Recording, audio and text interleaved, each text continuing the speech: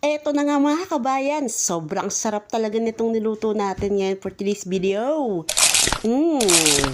Tara mga kabayan, luto tayo. Let's go! So meron tayo ditong pork belly and tofu. So itong gagawin natin. Medyo matigas pa ang ating pork belly pero carry na yan. So ito uunahin natin ay maglagay tayo ng asin at paminta sa ating pork belly.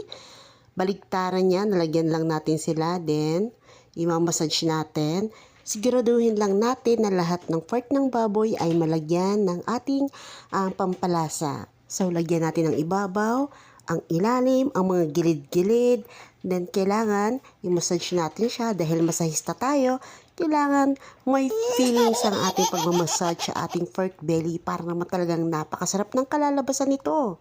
Then, after natin mag-massage, set aside muna natin siya. Then, magpainit tayo ng mantika sa ating kawali. So, pag mainit na, pwede na natin i-fry or iprito ang ating pork belly. At habang piniprito natin ang ating pork belly, kunin na natin ang ating tofu. Then, i-slice na natin siya ng sakto lang ang kapal at hindi manipis, hindi naman makapal. So, ready na. After nyan, balikan naman natin ang ating pinipritong belly. So, siguro pwede na yung ilalim. Babaliktarin na natin siya para mabalance ang pagluto. Ini-slice ko pa nga dyan ang ating pork belly, no? Para naman mapantay at siguradong luto ang loob. So, after nyan, sa pinagprituhan din ng ating pork belly, pinirito ko na rin ang ating tofu. So, i-fry lang natin nang medyo toasted lang at hindi naman sunog. So, after natin maprito, so hiwain na natin ng into cubes ang ating tofu. So, gaya ng bahala kung gaano kalalaki ang gusto nyo. Pero, syempre, dahil nga tokwat baboy ito, syempre, yung bite size lang ang bagay sa paghiwa ng ating tofu.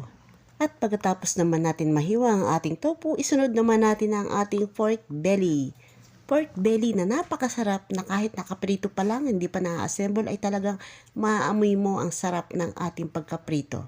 Then, after nyan, meron na tayong tofu fry and pork belly fry. So, iset aside natin.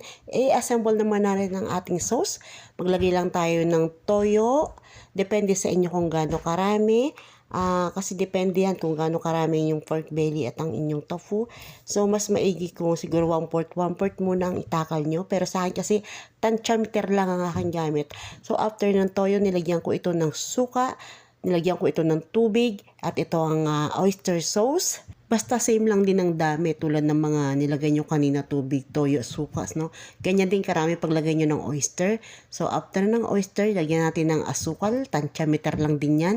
Then, after nyan, maglagay tayo ng paminta, yung sakto lang din sa panlasa nyo. Kung pili nyo hot kayo, didamihan nyo, no?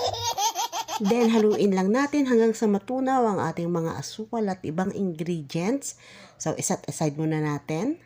At maghiwa na tayo ng ating sibuyas. So, mas maganda kung mas marami, mas masarap. After ng sibuyas, maghiwa rin tayo ng siling green at siling labuyo. Pero depende rin yan kung may batang kakain. Siyempre, huwag nyo naman damihan ng sili. Medyo na parami niya ang hiwa ko yan ng sili pero hindi ko lahat nilagay sa ating niluto dahil meron tayong bumbam na kakain. Then after nyan, maghanda tayo ng 1 kutsara or 2 kutsarang cornstarch para sa ating slurry. Lagyan lang natin ng tubig, then haluin lang natin and set aside.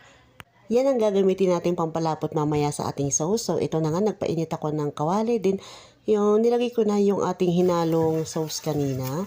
Yung hinahalo-halo nating mixture kanina. Then pakuluin lang natin. Pag kumukulo na, ihalo na natin ang ating slurry, ang ating cornstarch na may tubig kanina na hinalo. So kailangan lumapot ang ating sauce ng katulad ng ganyan. So pag malapot na, ilagay nyo ng ating mga pork belly.